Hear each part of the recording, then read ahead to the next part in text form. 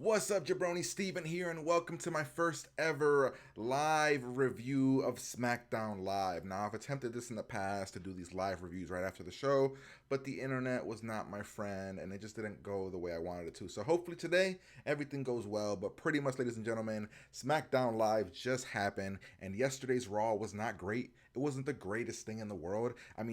I thought it was kind of boring, but people on the internet seemed to disagree with me, and they thought that it was okay. But nonetheless, what we're gonna do here is I hope you like the setup I did here. I did like a little bit of a setup here so that you guys can know what we're gonna be talking about. I go through like the news, things you guys can see, images, all that good stuff. No video footage. I tried doing that once. WWE got really pissed off and they were not having it. So what we're gonna do today is we're just gonna go through everything that happened on the show, kind of discuss it. If you guys have questions for me, make sure you guys let me know what those questions are.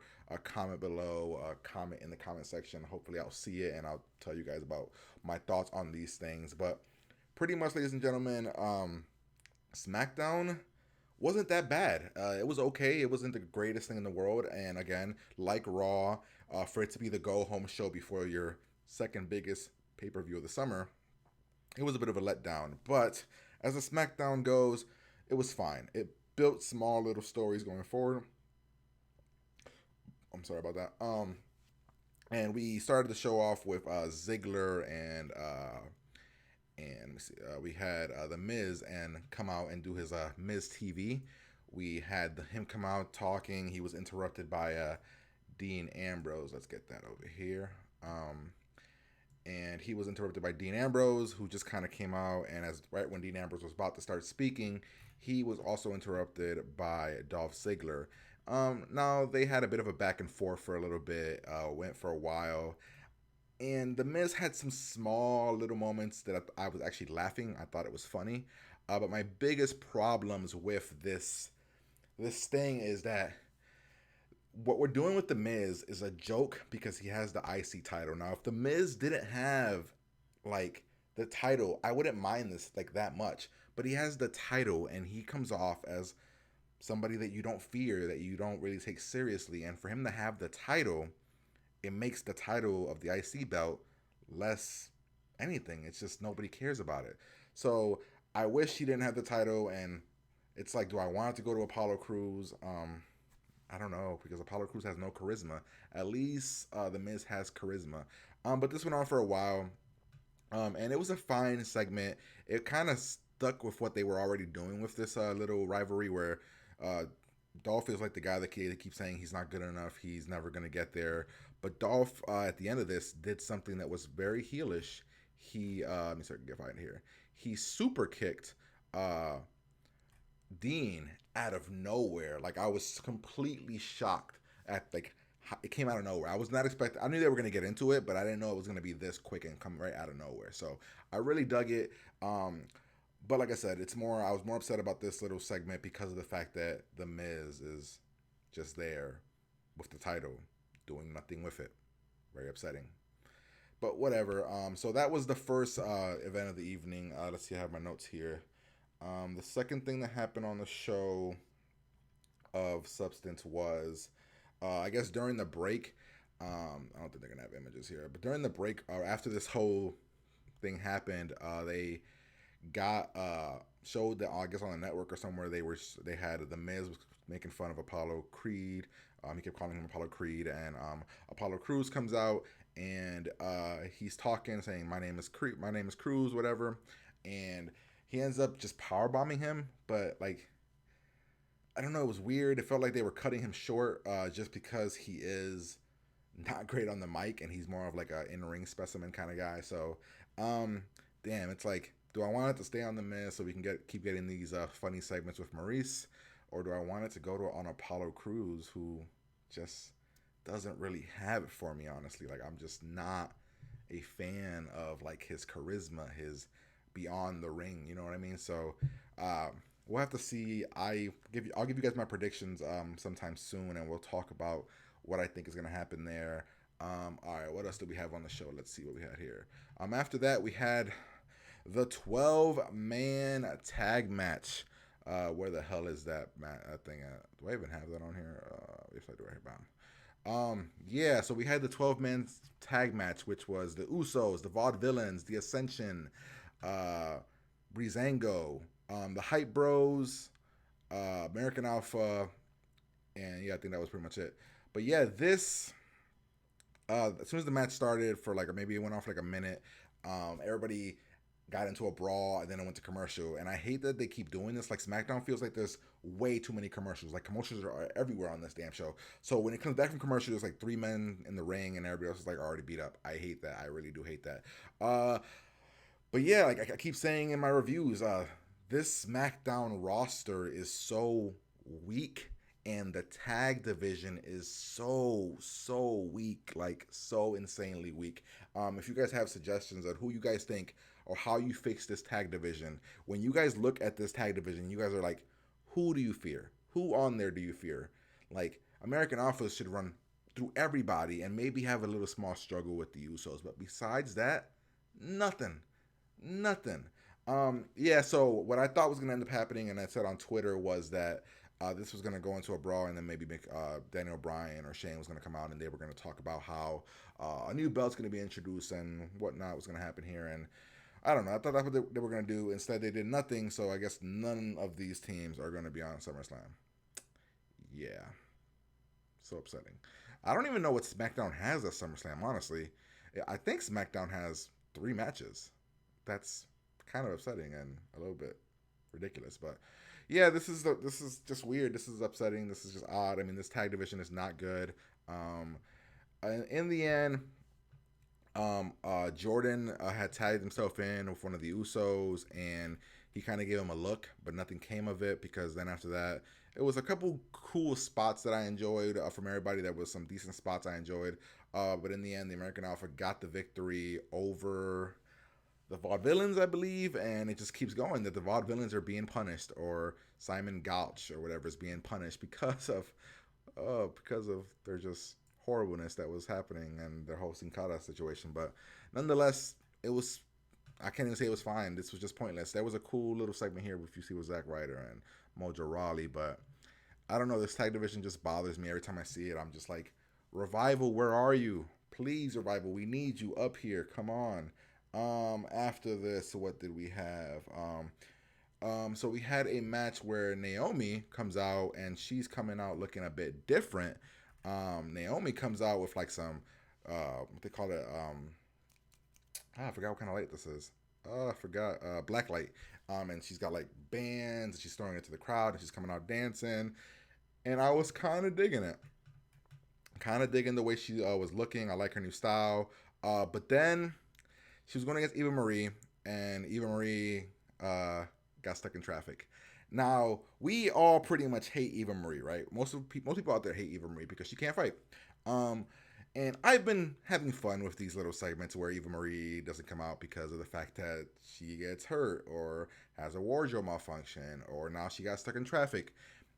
But after a while, we're going to see the end product, which is going to be something blah. So I don't know. They just keep postponing it, and I don't know. I thought they were gonna do something with the women's belt, but they didn't do anything. There's no women's belt. There's no tag belt. SummerSlam doesn't really have any real matches from SmackDown besides maybe two or three. Just weird, honestly. Yeah. So no Eva Marie again. But Naomi got a new entrance. Fine. What did we get after that? Let's see what we got here. After that, we had a small little vignette with Kurt Hawkins. Now, Kurt Hawkins is supposedly, there was rumors that he was going to be coming back, and they finally did a little vignette for him, a promo for him, saying he's coming soon, like what they did with Shelton Benjamin. But Shelton Benjamin, of course, is injured, and he is not coming anytime soon. But Kurt Hawkins, his little promo gave me, like, it felt like very Chuck Norris, where it was like saying facts about him, but they're over exaggerated facts. Like, one was about the toilet where it was like, he doesn't flush the toilet, he scares the shit out of it or something.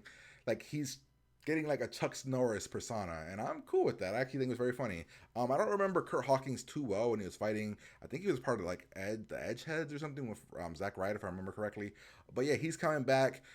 Whatever you can add to SmackDown will make it have depth, because right now it has none. But yeah, that was a small little promo. What else do we have on the night? All right, then we had Heath Slater versus Randy Orton. Now, before the show, Heath Slater was talking while Randy Orton was talking with us, Daniel Bryan and Shane. He interrupted them, and Randy said he has something that he's going to show them, or he has an idea. And the idea was that Randy Orton was going to put Heath Slater in a match against him and just beat the ever living shit out of him.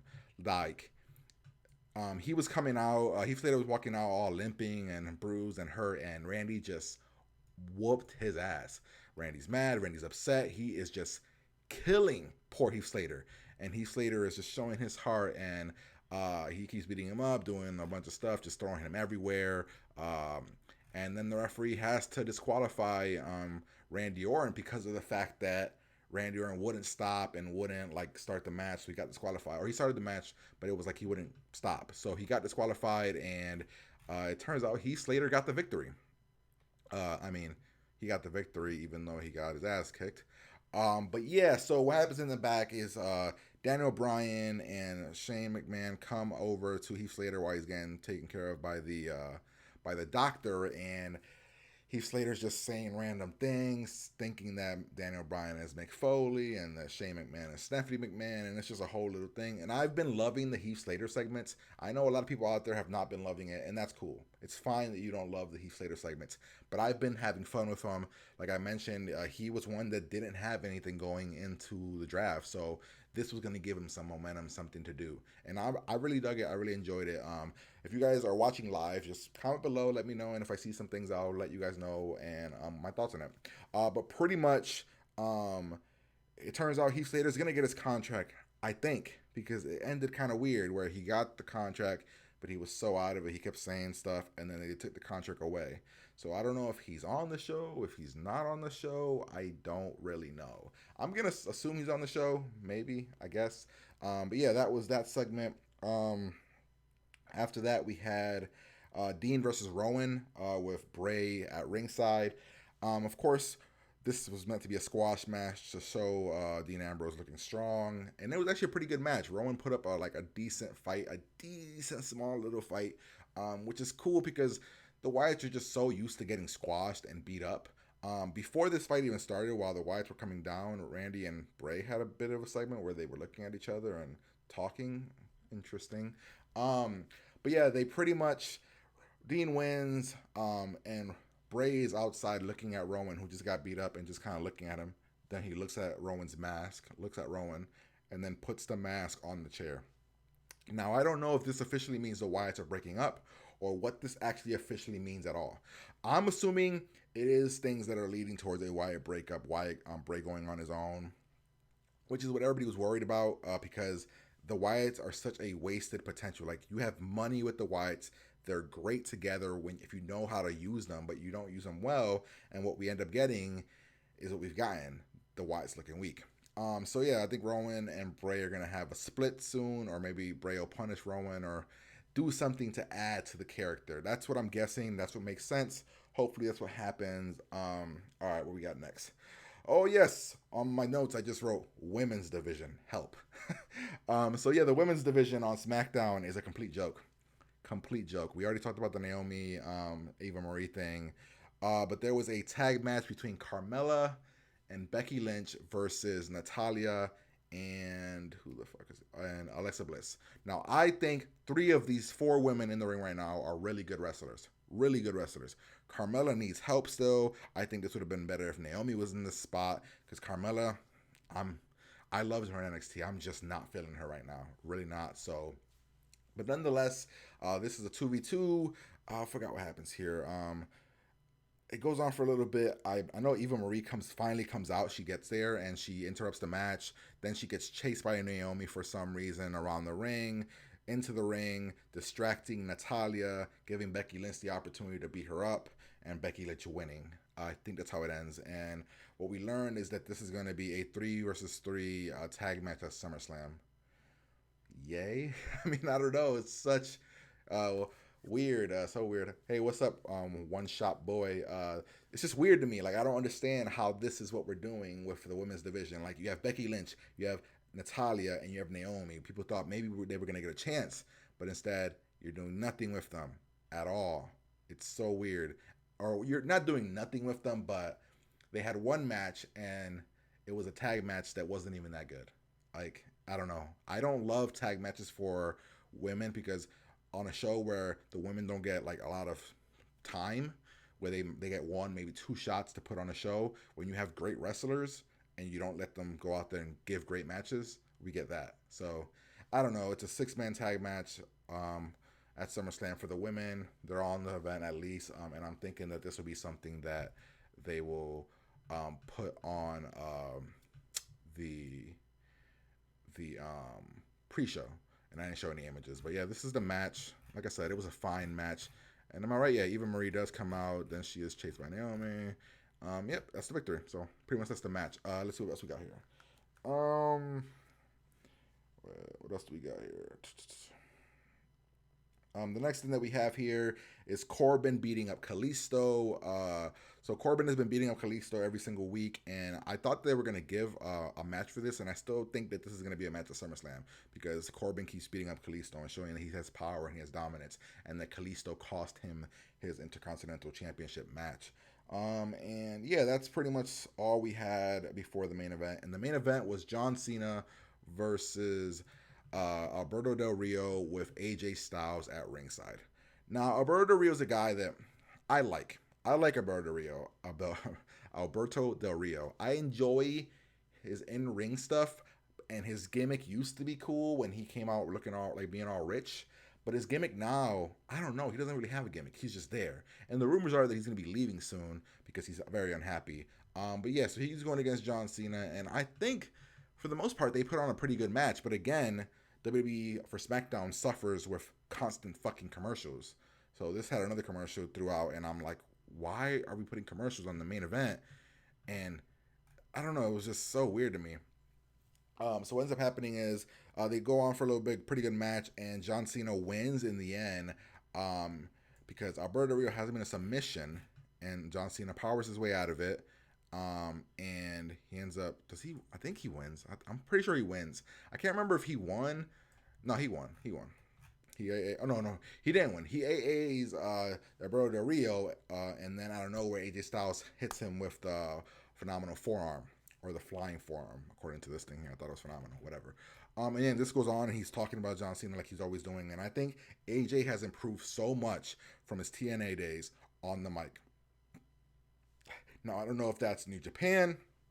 I don't know if that's here. Whatever it is, I love that AJ Styles is looking really good, looking beast, and doing a great job on the mic. He ends up beating up John Cena. Oh no, he doesn't get a chance to do the Styles Clash on John Cena, because right when he's about to do it, John Cena reversals and hits him with an AA. Now, John Cena did something here that I wasn't sure what was happening, because I was like, is he turning heel? Is this heel turn John Cena? Is John Cena just saying, fuck it, I'm going heel? Because he gives him the AA, and instead of just leaving, he ends up beating up AJ Styles. Like, beating him up, hitting him with a couple AAs, and putting him through a table. So, I don't know. It's wishful thinking for all of us to say it's gonna be the heel turn. Finally, the heel turn is here. But if we're being real honest, it's probably not. Like, this is probably nothing. This is probably John Cena fighting back from the bully AJ Styles. And this is a match that's gonna be amazing at SummerSlam. So actually, SummerSlam for SmackDown has this match, has the title match, the IC match, no tag match, a women's tag match, and possibly the Kalisto match, I'm guessing. So yeah, John Cena didn't go heel the way people. I mean, I don't think he's going heel. If you guys think he's going heel, put that into the air and maybe put that into the universe, and maybe it'll happen, because that'd be so cool if like John Cena loses to AJ Styles, which I'm hoping he does because he ended up winning here, so maybe he'll lose. But it's John Cena, so who the fuck knows? But yeah, put that into the universe, everybody. Hopefully he goes heel. He probably won't. It probably means nothing, but maybe he'll go heel. But like I said, SmackDown was a decent show. Wasn't the greatest, wasn't the worst. I enjoyed it, but for a go-home show, not the best thing in the world. Not how you want to end the show. I think they could have done some better things, just like Raw, but this was better than Raw, so that's 2 weeks in a row. SmackDown, to me, was a better show than Raw. But pretty much, ladies and gentlemen, hopefully you guys enjoyed this video. If you guys did, hit that like button. Let me know if you like the format of me doing this live. Because what I want to do it live, and I want to interact with you guys because it's more fun that way. Oops, sorry.